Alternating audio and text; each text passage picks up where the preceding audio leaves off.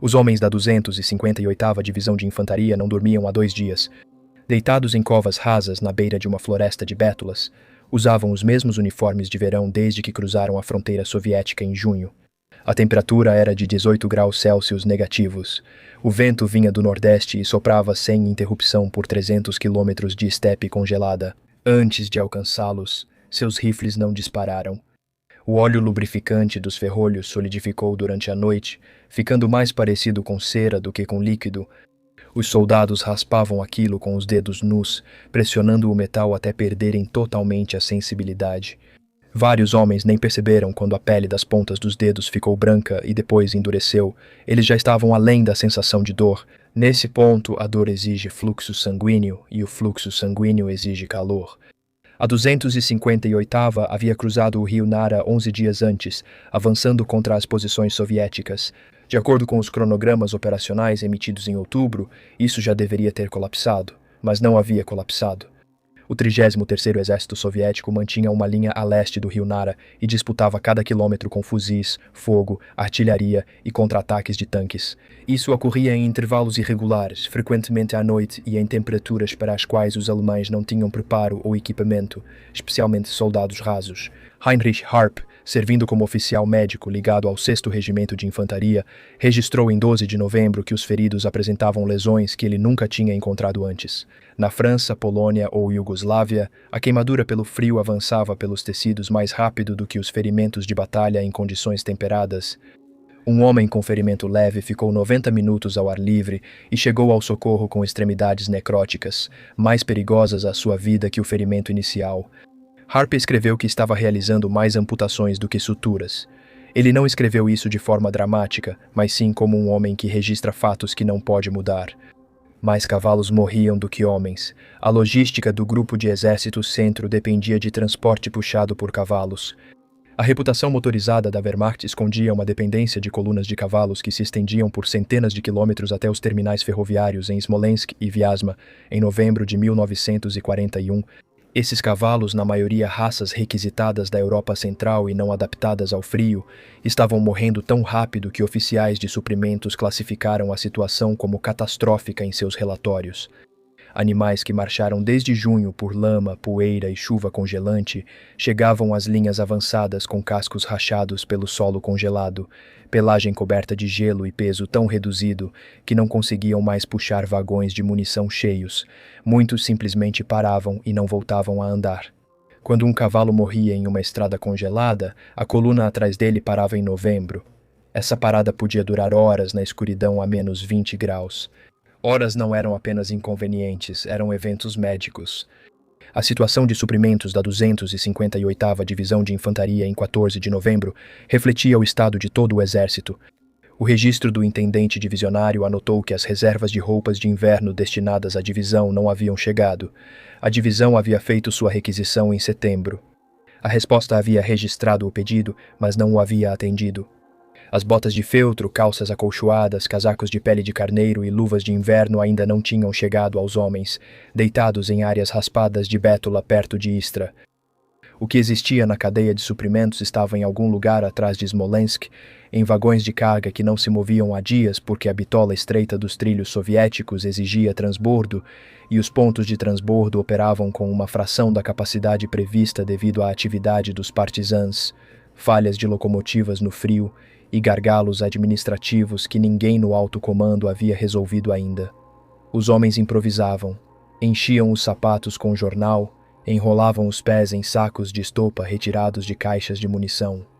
No fim de outubro, oficiais ordenaram que soldados obtivessem qualquer material têxtil local, levando-os a arrancar cortinas de fazendas soviéticas abandonadas, cortar cobertores para faixas de pés e tirar casacos civis de cadáveres. O resultado era visualmente incompatível com um exército europeu moderno e termicamente inadequado. Retardava, mas não impedia o congelamento. O general Gotthard Heinrich, comandante do 43º Corpo ao qual a 258ª pertencia, vinha escrevendo em particular desde outubro, com uma clareza que seus despachos oficiais não podiam conter. Ele havia servido na Primeira Guerra Mundial, já tinha visto exércitos exaustos antes. O que ele registrava em novembro de 1941 era diferente em sua natureza. Não era um esgotamento temporário, recuperável com descanso, mas uma deterioração sistêmica da capacidade física de um exército de continuar operando como instrumento militar. Os homens que atacavam as posições soviéticas nos arredores de Moscou não eram os mesmos que haviam cruzado a fronteira em junho. Eles eram versões menores daqueles homens, com menos munição, veículos, tanques e sobrevivendo com rações. Limitados a 60% da alocação padrão, a 258ª Divisão de Infantaria havia cruzado a fronteira soviética com aproximadamente 15 mil homens. Em 14 de novembro, ela contava com menos de 6 mil combatentes efetivos. Os demais estavam mortos, feridos, incapacitados pelo frio ou hospitalizados por doenças. O complemento de artilharia da divisão foi reduzido pela perda de veículos por desgaste mecânico, pois quebravam nas estradas congeladas e não podiam ser consertados sem peças de reposição, disponíveis apenas nos depósitos. A 800 quilômetros a oeste, 3 canhões antitanque da divisão foram levados manualmente à linha de frente.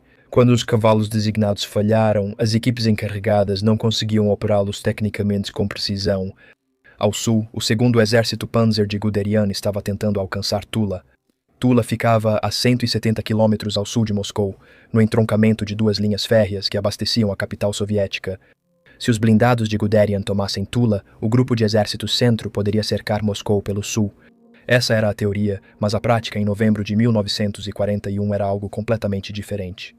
A 4ª Divisão Panzer, que havia iniciado a Operação Barbarossa com mais de 200 tanques, chegou às proximidades de Tula com menos de 50 veículos operacionais.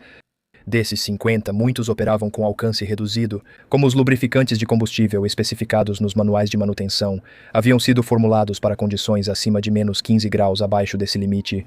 Os lubrificantes engrossavam e os motores precisavam ser pré-aquecidos antes de ligar, um processo que falhava completamente quando as temperaturas caíam para menos 25 graus ou menos. As miras ópticas dos canhões principais dos tanques alemães embaçavam no frio extremo. A condensação nas lentes internas ao abrir as escotilhas congelava, reduzindo quase a zero a visibilidade pela mira do canhão. A precisão dos canhões dos tanques alemães à distância, antes uma vantagem tática, foi severamente prejudicada. Guderian inspecionou pessoalmente as posições avançadas na primeira semana de novembro, visitando a 17ª Divisão Panzer e a 3ª Divisão Motorizada. Ele relatou o que viu não em memorandos ao grupo de exército centro, mas em carta à esposa que sobreviveu à guerra, dizendo que os homens estavam irreconhecíveis comparados aos soldados de junho. Ele relatou que os tanques operavam com soluções improvisadas. Ele escreveu, com precisão típica de um soldado, que não via como o exército avançaria sem equipamentos de inverno, reforços e reestruturação da cadeia de suprimentos. Ele não enviou essa avaliação para Hitler, mas sim uma versão para o Marechal Fedor von Bock, comandante do grupo de exército centro. Von Bock já estava recebendo versões da mesma avaliação de todos os comandantes de corpo em sua ordem de batalha. Em 1º de novembro, o grupo de exército centro tinha cerca de 40% do poder de combate originalmente mobilizado. Em 2 de outubro, quando a Operação Tufão começou, em 30 dias de operações ofensivas renovadas, o grupo de exércitos consumiu 60% da força de combate que possuía. No início da operação, os cercos em Vyazma e Briansk capturaram mais de 600 mil prisioneiros apenas no bolsão de Vyazma, criando a expectativa de que a resistência soviética havia sido exaurida. O que essa expectativa ignorou foi a habilidade soviética de criar novas formações com reservas internas que a inteligência alemã não avaliou corretamente. A FREMD aqui no OST havia calculado em setembro de 1941 que a União Soviética não tinha mais formações disponíveis para operações defensivas sustentadas. O cálculo estava errado, mas foi com base nesse cálculo que o planejamento da Operação Tufão foi feito. Em novembro, provas contrárias chegavam diariamente ao quartel-general de von Bock. Novas formações soviéticas foram identificadas em frente ao 9º Exército, equipamentos novos, T-34S, artilharia de foguetes BM-13 e canhões antitanque de 76,2 mm, aparecendo em posições anteriormente ocupadas por formações consideradas esgotadas. Von Bock enviou os relatórios ao alto comando do Exército e, em resposta, recebeu diretrizes operacionais baseadas nas mesmas condições de antes. Em outubro, o general Erich Höppner, comandante do 4º Grupo Panzer, relatou em 8 de novembro que a força de tanques de seu grupo estava em cerca de 30% do efetivo previsto, solicitou autorização para parada temporária e aguardar reabastecimento, mas não foi concedida. A diretriz, recebida 2 dias depois, ordenava continuar o avanço rumo às aproximações ocidentais de Moscou.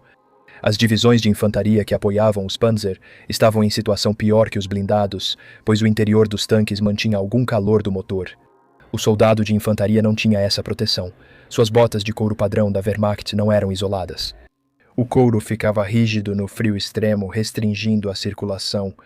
A 87ª Divisão de Infantaria, operando no eixo norte em direção a Klinne, apresentou relatórios de baixas nas 2 primeiras semanas de novembro, mostrando mais incapacitações não relacionadas ao combate devido a lesões pelo frio do que baixas em combate.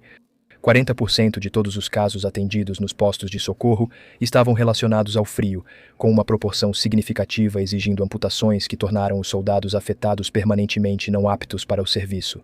O Grupo de Exército Centro necessitava de cerca de 30 trens de suprimentos diários para manter as operações.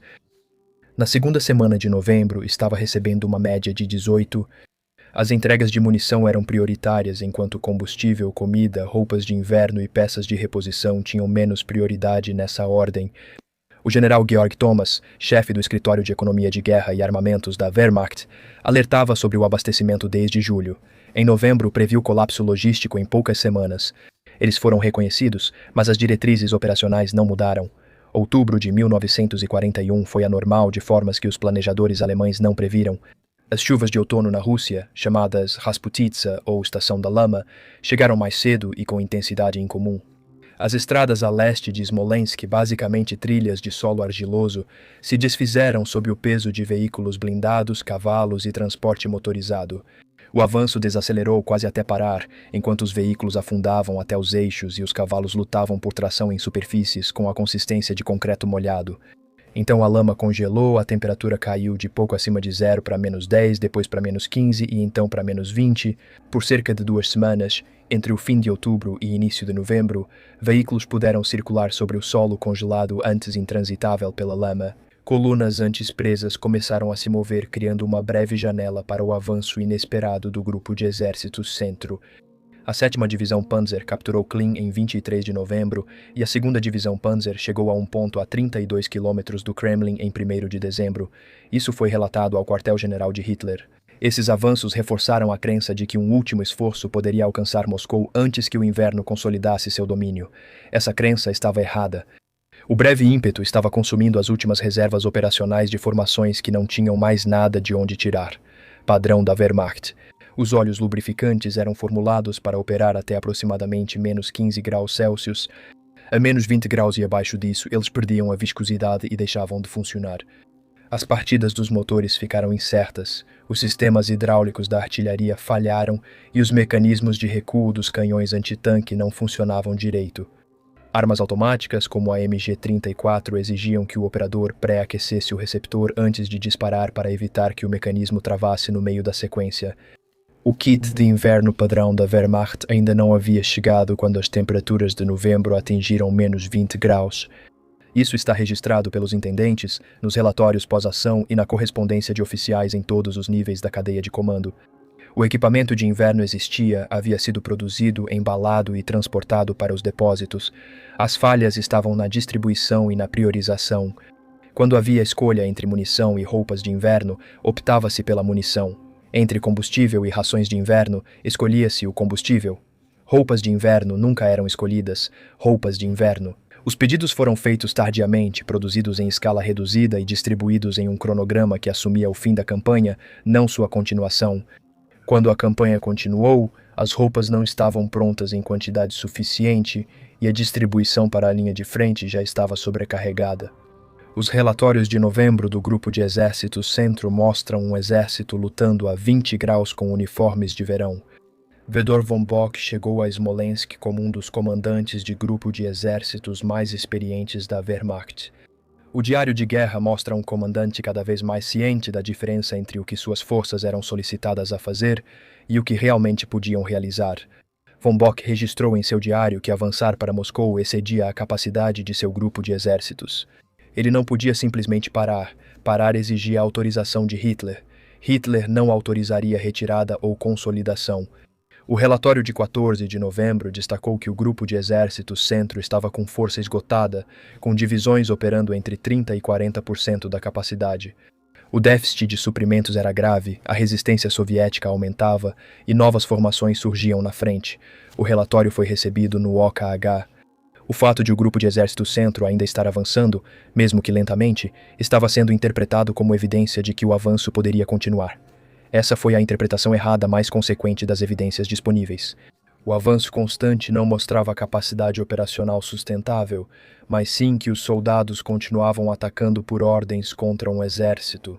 Avançar sem autorização de parada do comandante significa seguir até que os soldados não aguentem mais e parem. Não em uma retirada controlada, mas sim em uma parada caótica onde a energia termina. O segundo exército Panzer de Guderian havia sido enviado para o eixo sul com o objetivo de tomar Tula e envolver Moscou pelo sul. Tula não havia caído. A cidade era defendida pelo 50º Exército comandado pelo general Ivan Baldin e pela milícia dos trabalhadores de Tula. A inteligência alemã não incluiu essa formação na ordem de batalha, pois ela não existia como unidade militar antes de outubro. A milícia defendeu o perímetro da cidade em novembro com tanta tenacidade que esgotou rapidamente a força dos tanques de Guderian. Em 2 de outubro, o 2º Exército Panzer tinha aproximadamente 600 tanques operacionais. Em 20 de novembro, o número operacional estava abaixo de 200. As perdas não foram causadas principalmente por combates. Os veículos eram perdidos por falhas mecânicas, falta de combustível e danos após 4 meses de uso sem manutenção adequada. Em 13 de novembro, Guderian foi ao quartel-general do Grupo de Exércitos Centro pedir permissão para suspender as operações ofensivas e adotar postura defensiva até a primavera, mas von Bock recusou, pois não tinha autoridade para autorizar. A ordem de Hitler para capturar Moscou seguia válida. Guderian voltou ao quartel-general e avançou sobre Tula. Ele passou a escrever diretamente ao OKH sobre congelamento, falta de tanques e de lubrificantes de inverno. Divisões de infantaria marchavam sob temperaturas letais, matando antes do combate. Ele não obteve a resposta que seus relatórios justificavam. A compreensão do comando soviético sobre a situação do Grupo de Exército Centro em novembro de 1941 era imperfeita, mas estava melhorando. Stalin havia nomeado o general Georgy Zhukov como comandante da Frente Ocidental no início de outubro, após os cercos catastróficos em Vyazma e Briansk.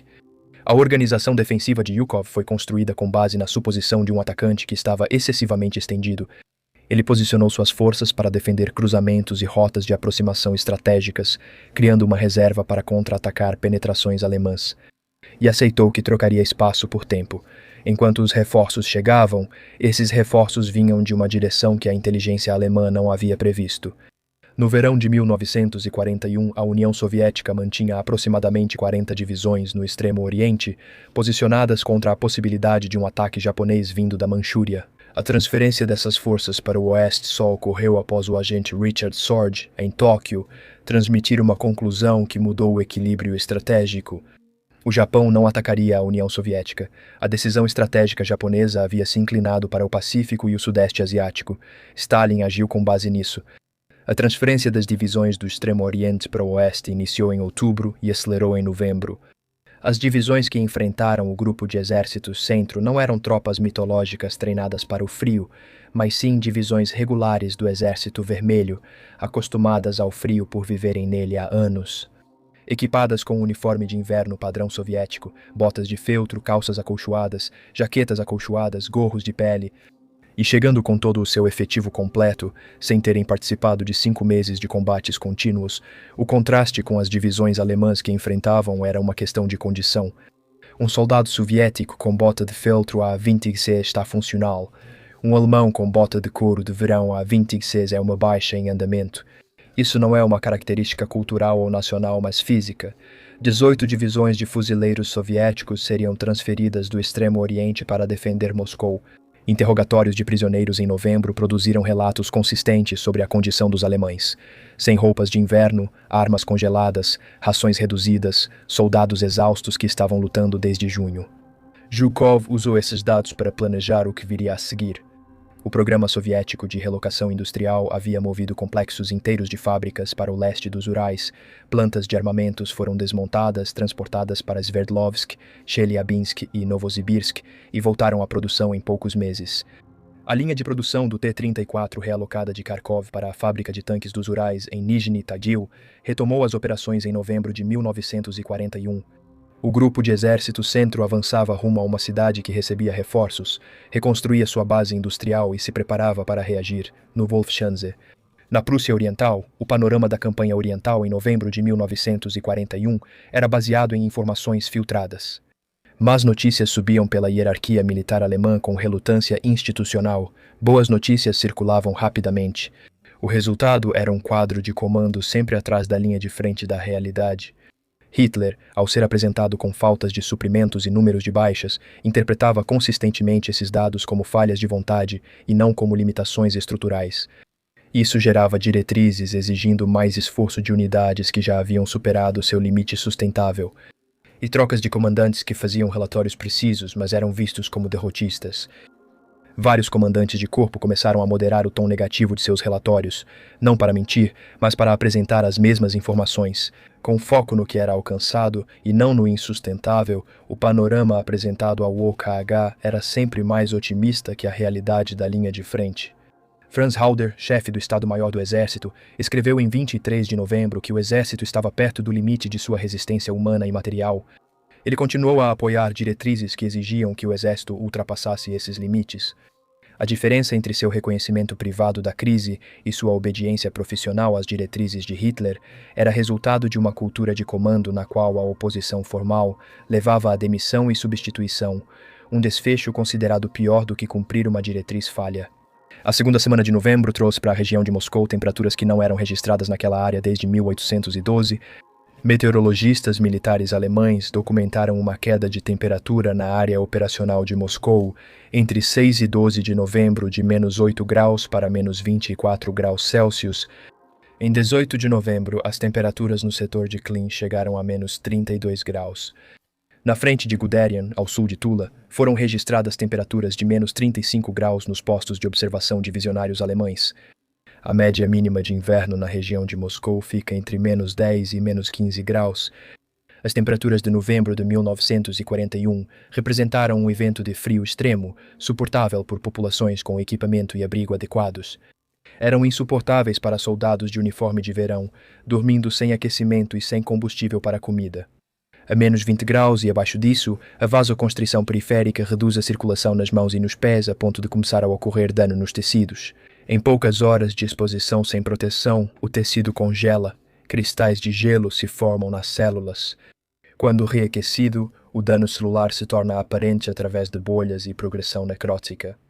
Médicos alemães tratavam queimaduras pelo frio como categoria primária de vítimas, em quantidade que o sistema médico da Wehrmacht não previa. O sistema de evacuação estava saturado e os hospitais atrás da linha de frente sobrecarregados. O frio prejudica a cognição, tomada de decisões, tempo de reação e destreza manual. Todos diminuem de forma mensurável sob exposição prolongada ao frio extremo. Soldados tomando decisões táticas após horas a menos 25 graus não estavam atuando no nível que seu treinamento havia proporcionado. Oficiais médicos alemães também notaram os primeiros casos relevantes de exaustão de combate no grupo de exército central, com desregulação emocional e incapacidade de dormir mesmo cansados.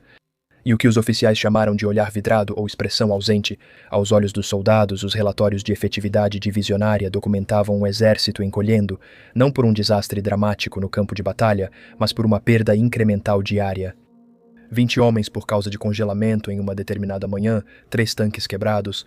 Além do reparo de campo, uma companhia com 40% da força, uma bateria operando com pessoal emprestado. O resultado era um colapso lento. No fim de novembro, o marechal de campo von Bock recebia relatórios que descreviam uma crise operacional inédita em sua experiência militar. O 9º Exército, comandado pelo general Strauss, informou que divisões ao norte de Moscou não conseguiam manter ofensivas, pois a linha de frente era larga demais para suas forças. Havia lacunas na linha, a pressão soviética estava aumentando. O 2º Exército Panzer de Guderian relatou um colapso operacional efetivo ao sul de Tula. O exército defendia suas posições, mas não conseguia atacar com os tanques. A força era menor que o previsto. Em novembro, o índice de congelamento afastou mais homens do efetivo do que o inimigo. Von Bock redigiu uma mensagem para o OKH em 25 de novembro, a declaração mais direta sobre a condição do Grupo de Exército Centro já enviada ao alto comando. Ele escreveu que seu grupo de exércitos havia atingido o ponto culminante e que as tropas avançando sobre Moscou não conseguiam capturar ou manter a cidade, mesmo chegando aos arredores. Que o sistema de suprimentos não poderia sustentar operações ofensivas durante dezembro e que uma parada era necessária. O OKH reconheceu a mensagem. A operação continuou. Von Bock escreveu em 28 de novembro que ainda não havia recebido resposta. Em 30 de novembro, relatou que as divisões usavam suas últimas reservas. Em 1º de dezembro, ele escreveu que o grupo de exércitos logo não conseguiria mais realizar operações ofensivas, independentemente das ordens. Ele estava certo. No eixo norte, o 3º Grupo Panzer de Reinhardt havia capturado Klin em 23 de novembro e continuou avançando em direção a Solnechnogorsk. A 7ª Divisão Panzer, que liderava o avanço, estava operando com menos de 90 tanques de um total inicial de mais de 200. Seu regimento de infantaria, o 6º, estava em combate contínuo desde junho e não havia recebido reforços desde outubro. Os 3 batalhões do regimento reuniam coletivamente aproximadamente 1.000 combatentes efetivos, o que normalmente seria a força de um único batalhão. A 2ª Divisão Panzer, em 1º de dezembro de 1941, estava operando com aproximadamente 25% de sua força estabelecida em junho. Soldados de seus elementos avançados relataram conseguir ver o brilho refletido das luzes de Moscou na camada de nuvens à noite. O comandante da divisão observou que, se um contra-ataque soviético sustentado atingisse suas posições, ele não teria força para mantê-las. Ele não recebeu reforços. Ao sul, o último grande esforço ofensivo de Guderian, um movimento de flanco a leste de Tula passando por Venev em direção a Kashira, foi repelido em 27 de novembro devido a um contra-ataque blindado soviético com o 1º Corpo de Cavalaria da Guarda. O exército exausto não pôde retomar o ataque. Guderian fez um pedido formal em 26 de novembro para suspender as operações ofensivas, criar posições defensivas de inverno e redistribuir roupas de inverno para os setores mais necessitados. Von Bock encaminhou o pedido ao OKH com sua aprovação. O OKH recusou. O avanço deveria continuar. O avanço não continuou de forma significativa. As tropas de Guderian não avançaram mais e mantiveram suas posições de 27 de novembro, defendendo-se dos contra-ataques soviéticos. Forças desgastadas demais para atacar e expostas para manter a posição por muito tempo. No eixo central, o 4º Grupo Panzer de Hoppner havia avançado até cerca de 30 quilômetros de Moscou no final de novembro. Os defensores soviéticos, reforçados por novas tropas e artilharia mais eficaz no frio, disputavam cada posição com métodos que, segundo relatórios alemães, diferiam das táticas defensivas soviéticas anteriores. No verão, a diferença não era mística, refletia 5 meses de adaptação militar soviética. O Exército Vermelho de dezembro de 1941 já não era o mesmo de junho daquele ano. Sua infantaria, equipada para o inverno, sobrevivia em posições onde a alemã sofria baixas incapacitantes pelo frio. Equipes de canhões antitanque, entrincheiradas e camufladas, enfrentavam tanques alemães de perto com armas capazes de penetrar a blindagem dos Panzer III e IV, enquanto as miras ópticas alemãs degradadas não alcançavam grandes distâncias com eficácia, o grupo de exército centro avançava contra uma defesa ainda resistente. Nos primeiros dias de dezembro de 1941, Georgy Zhukov havia reunido suas forças de contraofensiva com um sigilo e uma disciplina organizacional que a inteligência alemã não havia detectado. Zhukov não estava planejando uma operação de aniquilação. Ele não tinha força para isso, o que ele tinha era força suficiente, concentradas em eixos específicos para atacar as formações alemãs no limite de sua capacidade operacional e infligir o tipo de derrotas locais que provocariam uma retirada geral. Os flancos alemães eram a resposta, o exército de Guderian ao sul, o grupo Panzer de Reinhardt ao norte. Expostos, pouco defendidos e dependentes do avanço contínuo das formações adjacentes para evitar o cerco, Zhukov posicionou 3 exércitos soviéticos contra o flanco norte, o 1º Exército de Choque, o 20º Exército e o 10º Exército ao sul. Essas formações incluíam várias divisões do Extremo Oriente, a 78ª Divisão de Fuzileiros, a 32ª Divisão de Fuzileiros e outras. Além dos batalhões de esquiadores, cavalaria adaptada ao inverno e unidades blindadas com T-34 preparados para o frio, as largas esteiras do T-34 davam vantagens na neve que tanques alemães mais estreitos não tinham. Comparecia em massa, refletindo as linhas de produção dos Urais a plena capacidade. O clima em 5 de dezembro de 1941 estava a menos 27 graus Celsius em toda a frente de Moscou. Às 0h13, a artilharia soviética abriu fogo ao longo do setor norte, a partir de posições que a observação alemã não havia localizado. As posições avançadas do terceiro grupo Panzer foram bombardeadas com intensidade nunca antes vivida pelas formações alemãs em novembro. Na primeira hora, 2 postos de comando de regimento alemães foram destruídos. As comunicações entre os batalhões avançados e o quartel-general da divisão foram cortadas, e a infantaria soviética avançava pela escuridão em temperaturas que os soldados alemães defensores fisicamente não conseguiam suportar ao ar livre. O ataque atingiu formações exaustas, que ocupavam posições desde o final de novembro sem nenhuma preparação defensiva adicional, pois não houve tempo para a preparação defensiva. Os soldados estavam atacando ou tentando atacar até o dia anterior ao início da contraofensiva soviética. A 7ª Divisão Panzer, que liderou a captura de Klin 3 semanas antes, foi quem recebeu a contraofensiva, com aproximadamente 70 tanques operacionais e batalhões de infantaria com 50% da força. Suas posições defensivas foram cavadas em solo congelado que exigia equipamento pneumático inexistente, especialmente nas posições avançadas. Os soldados construíram as posições que conseguiram, com picaretas e mãos congeladas. O ataque soviético passou por eles. 5 e 6 de dezembro de 1941 marcaram as primeiras retiradas significativas dos alemães na frente oriental. No setor norte, o terceiro grupo Panzer de Reinhardt começou a recuar de suas posições avançadas. Sob pressão soviética, os soldados e comandantes alemães mantiveram sua disciplina profissional sob fogo e realizaram a retirada com a competência tática característica. Era uma retirada, não consolidação planejada para uma linha preparada, mas reação à pressão soviética que as forças exaustas do grupo de exército centro não podiam resistir. Klin, capturada 23 dias antes, foi abandonada em 8 de dezembro. O equipamento deixado incluía peças de artilharia cujos tratores ficaram sem combustível e veículos quebrados nas estradas congeladas. A cavalaria soviética aproveitou brechas na linha, avançou pela retaguarda alemã e atacou colunas de suprimentos e pontos de comunicação. No sul, o 10º Exército Soviético atacou o 2º Exército Panzer de Guderian em 6 de dezembro e expôs seu flanco direito a leste de Tula com uma rapidez que Guderian não havia antecipado. Ele pediu permissão para recuar para uma linha mais curta e defensável. Hitler recusou. A ordem que foi emitida em 8 de dezembro era inequívoca. Não haveria retirada. Cada soldado devia manter sua posição. A ordem seguia a lógica militar numa situação em que a capacidade física para isso já havia se esgotado. Soldados que lutavam desde junho com queimaduras de frio, segurando armas e usando uniformes de verão a 30 degrees, receberam ordens para ficar. Alguns obedeceram.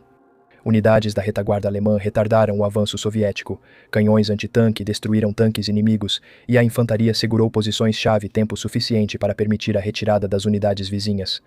Mas a capacidade de obedecer à ordem de resistir sem ajuste tático estava além do que a condição física das tropas permitia. Divisões recuaram, algumas sem autorização e outras por ordem dos comandantes, que consideraram que ficar ali levaria à morte ou captura de todos, sem benefício operacional. Adolf Hitler, em 16 de dezembro, emitiu o Hauptbefehl, a ordem de resistência.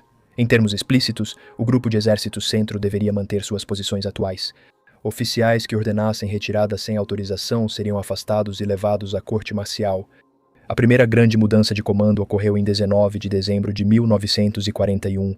O marechal de campo Walter von Brauch, comandante em chefe do exército alemão, foi demitido. Hitler assumiu pessoalmente o comando do exército. O intermediário institucional entre o comando operacional e o comandante supremo havia sido removido. Cada decisão operacional no leste agora exigia a aprovação pessoal de Hitler. Guderian foi destituído do comando em 25 de dezembro de 1941. A causa imediata foi uma retirada que Guderian havia ordenado em seu setor sem autorização explícita. A retirada era operacionalmente racional. Um avanço soviético ameaçava isolar os elementos avançados alemães, e uma linha mais curta preservou a coesão do 2º Exército Panzer. Guderian ordenou isso, então von Bock relatou a Hitler. Hitler destituiu Guderian. Na troca de mensagens, Hitler rejeitou todos os argumentos operacionais, dizendo que a crise exigia força de vontade, não ajuste tático. Guderian disse a Hitler que as condições na linha de frente eram piores do que descrevia. Hitler respondeu que Guderian não entendia a situação. Guderian, um dos comandantes de blindados mais experientes do exército alemão, visitou a linha de frente várias vezes em novembro e dezembro. O homem que lhe dizia que ele não entendia a situação na linha de frente não tinha estado na frente oriental. Guderian foi demitido. Ele só voltaria a comandar em 1943. O general Hapner, comandante do 4º Grupo Panzer, foi demitido em 8 de janeiro de 1942 por autorizar uma retirada em seu setor. Hitler o destituiu do comando e da pensão.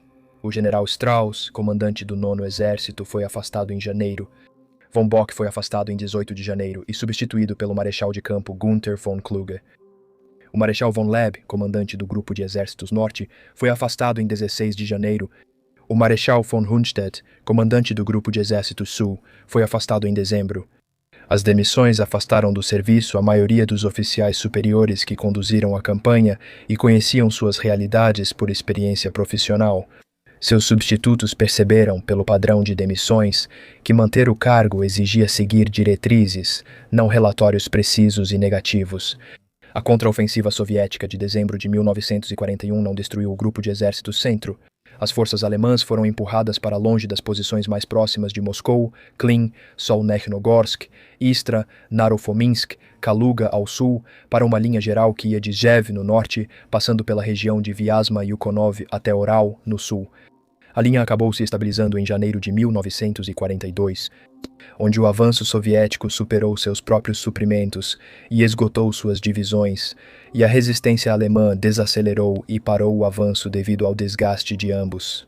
A Wehrmacht, em janeiro de 1942, estava conduzindo operações defensivas ao longo de uma frente de várias centenas de quilômetros, com formações a 20 a 30% de sua força estabelecida. Em temperaturas entre menos 25 e menos 40 graus, sem roupas de inverno adequadas, com rações reduzidas e armas congeladas. Eles sustentavam que a linha mantida refletia a mesma competência profissional e coesão das unidades que haviam impulsionado o avanço. Mas ela se manteve a um custo que a Wehrmacht não podia sustentar indefinidamente, e sob condições que o planejamento alemão nunca havia previsto. A ordem de manter posição é debatida por historiadores militares desde a guerra. As evidências apoiam parcialmente essa defesa em termos restritos. A situação logística da Wehrmacht estava tão degradada que uma retirada geral em dezembro de 1941 trazia riscos reais de desintegração operacional. Retirar-se sob frio extremo e sob pressão soviética, com transporte esgotado, não garantia a formação das posições ordenadas que a teoria da retirada estratégica exige. Nesse aspecto, a insistência de Hitler em manter as posições talvez tenha evitado um resultado ainda pior. O que isso não evitou foi a consequência estratégica de toda a campanha, o fracasso em acabar com a guerra no leste em 1941. Os números de baixas do Grupo de Exércitos Centro entre 22 de junho e 31 de dezembro de 1941 fornecem a medida mais objetiva do custo da campanha. As baixas do exército alemão em toda a frente oriental em 1941 chegaram a aproximadamente 830 mil homens entre mortos, feridos e desaparecidos. O Grupo de Exército Centro causou a maioria dessas baixas. Historiadores militares estimam que entre 100 mil e 133 mil homens do Grupo de Exército Centro foram tratados por congelamento. Somente em novembro e dezembro de 1941, uma porcentagem significativa precisou de amputações que os tornaram permanentemente incapazes para o serviço na linha de frente. As perdas de cavalos até 1941 chegaram a aproximadamente 180 mil animais, uma redução direta na capacidade de suprimentos da qual o exército dependia para operações avançadas. O Grupo de Exército Centro entrou na crise de dezembro com aproximadamente 350 tanques operacionais em todas as suas formações de Panzer combinadas, partindo de um contingente de mais de 2.000 em 22 de junho. As perdas de artilharia, armas antitanque, canhões e veículos foram proporcionais. O exército que iniciou a Barbarossa como a força terrestre mais poderosa já concentrada em uma única formação operacional, havia sido reduzido a menos de 30% de seu poder de combate inicial. Os números de baixas soviéticas para o mesmo período foram muito maiores, entre 3 e 4 milhões de homens mortos, feridos ou capturados na segunda metade de 1941. O significado estratégico dessa disparidade é que ela não se traduziu em vitória alemã. A União Soviética absorveu baixas nessa escala e continuou lutando. O exército alemão não podia absorver baixas na mesma taxa que sofreu em 1941 sem sofrer degradação estrutural. Essa assimetria é fundamental para entender por que a campanha fracassou. A suposição que governou todos os aspectos do planejamento da campanha oriental da Alemanha em 1941 era de que a União Soviética seria derrotada em 4 a 5 meses. Isso foi formalmente incorporado nos cronogramas de produção, nas estruturas logísticas e nas decisões de alocação de pessoal em toda a economia de guerra alemã. A produção de tanques em 1941 não foi maximizada para a campanha oriental, assim como a produção de artilharia e munição também não foi maximizada. Presumia-se que o que foi produzido e implantado bastava para uma campanha curta. Quando a campanha se estendeu além da duração prevista, a capacidade de reserva que teria sustentado uma guerra mais longa não existia. A produção soviética não operava sob essa suposição. A economia comandada lutava pela sobrevivência nacional com a mobilização total de seus recursos. A produção de tanques soviéticos em 1941 estava funcionando a aproximadamente o dobro da taxa alemã para T-34S e KV-1S. No outono, a produção de artilharia soviética superava a produção alemã em calibres equivalentes. A vantagem de produção soviética crescia a cada mês. O erro estratégico fundamental da Barbarossa não foi operacional. O desempenho operacional da Wehrmacht em 1941 foi extraordinário pelos padrões da história militar. O erro de cálculo foi estratégico. A suposição de que um país com 170 milhões de pessoas, uma economia industrial desenvolvida, um grande corpo de oficiais e um aparato estatal capaz de mobilização total poderia ser derrotado em 4 meses, essa suposição falhou. Os homens do Grupo de Exército Centro arcaram com os custos desse fracasso, em posições que não podiam defender adequadamente, em temperaturas que não podiam suportar, com as roupas que lhes foram dadas, com armas que não disparavam, em uma frente que havia se estendido além do ponto em que as linhas de suprimento do exército podiam sustentá-la. 31 de dezembro de 1941, frente do Grupo de Exército Centro. A linha de Jev, no norte, passando por Vyazma até Oral, no sul, era formada por pontos fortificados, vilarejos, entroncamentos e estações ferroviárias ocupados por alemães, ligados por defesas tão sólidas quanto homens exaustos conseguiam erguer no solo congelado, a menos 30 graus. As formações que mantinham essa linha carregavam os nomes das divisões que haviam cruzado a fronteira soviética em 22 de junho. Eram formações diferentes em todos os aspectos operacionais. A maioria dos homens que cruzou a fronteira estava morta, gravemente ferida pelo frio ou hospitalizada por doenças e não podia ser enviada ao combate. Os homens que seguravam a linha eram sobreviventes, recrutas de reposição que haviam chegado sem tempo adequado para a integração operacional e soldados retirados de funções na retaguarda para preencher lacunas na linha de frente. O soldado Wilhelm Prüller, cujo diário sobreviveu à guerra e foi publicado após o conflito, escreveu sua última entrada do ano em 31 de dezembro. Ele escreveu que estava vivo e que muitos de seus camaradas não estavam. Escreveu que a guerra não era o que ele esperava quando começou. Ele não entrou em detalhes, pois não era necessário. As cartas dos soldados às famílias mostram uma mudança de tom do verão a dezembro, dispensando qualquer análise para a interpretação. O verão. As cartas mostram confiança e uma campanha com objetivo claro, mas em dezembro tornam-se mais medidas e controladas, pedindo itens específicos, meias, cachecóis, as pequenas necessidades materiais de homens no frio extremo. Várias cartas pedem para as famílias rezarem. O exército alemão cruzou a fronteira soviética em junho de 1941, com a suposição coletiva de que a guerra seria decidida antes do inverno. Essa suposição era mantida em todos os níveis. Ela era mantida pelo soldado raso, que não levou roupas de inverno porque os oficiais disseram que a guerra acabaria antes de precisar delas. Ela era sustentada pelo intendente, que preferiu munição a botas de feltro, pois achava que o combate acabaria antes. Ela era mantida pelo comandante, que fazia relatórios otimistas, pois Moscou, Leningrado e o Cáucaso estavam ao alcance. Ela era mantida no OKH, que alocava substituições e produção em um cronograma que assumia a vitória até outubro. Ela ficava no quartel-general de Hitler, onde o mapa mostrava os exércitos alemães avançando pelo território soviético e os relatórios diziam que o inimigo estava derrotado. O inverno de 1941 não derrotou a Alemanha no leste. A guerra continuou por mais 3 anos e meio. A Alemanha avançaria novamente em 1942, marchando em direção a Stalingrado e ao Cáucaso, em uma operação de ambição estratégica comparável e de sobrecarga logística semelhante. O padrão de 1941 se repetiu. Avanço rápido, suprimentos esgotados e resistência inimiga além do esperado. A crise prevista no frio se repetiria em escala maior no inverno de 1942-1943, com consequências ainda mais catastróficas. Mas o inverno de 1941 acabou com algo que não voltaria mais. Ele acabou com o período de invulnerabilidade operacional do exército alemão, os meses entre setembro de 1939 e novembro de 1941, em que toda a grande ofensiva alemã havia tido sucesso em seus próprios termos. O exército francês, que não era incompetente, havia desmoronado. Em 6 semanas, a força expedicionária britânica havia evacuado. Iugoslávia, Grécia e Creta caíram em poucas semanas. Polônia, Noruega, os Países Baixos, todos haviam demonstrado a capacidade da Wehrmacht de derrotar qualquer potência militar europeia em campanhas rápidas. A União Soviética não havia caído, ela foi atingida pela força militar mais poderosa que a Alemanha podia reunir no momento de máxima vantagem alemã e mínima preparação soviética. E ela se recusou a colapsar. O inverno de 1941 tornou essa recusa permanente. Um exército que perdeu 1/3 da força ofensiva antes de dezembro, gastou reservas de tanques, não planejou para o inverno nem forneceu roupas adequadas, que sofria baixas por congelamento quase iguais às de combate. Esse exército não deu o golpe decisivo previsto em seu planejamento quando dezembro chegou, perdendo a oportunidade. A contraofensiva soviética de 5 de dezembro não venceu a guerra. Ela estabeleceu que a guerra seria longa e que, em uma guerra longa, as vantagens estruturais da Alemanha, a qualidade de seus oficiais, a tática de seus soldados e a inovação de sua doutrina blindada seriam superadas pela massa, produção, profundidade territorial e disposição soviéticas para suportar perdas em uma escala inédita e continuar lutando.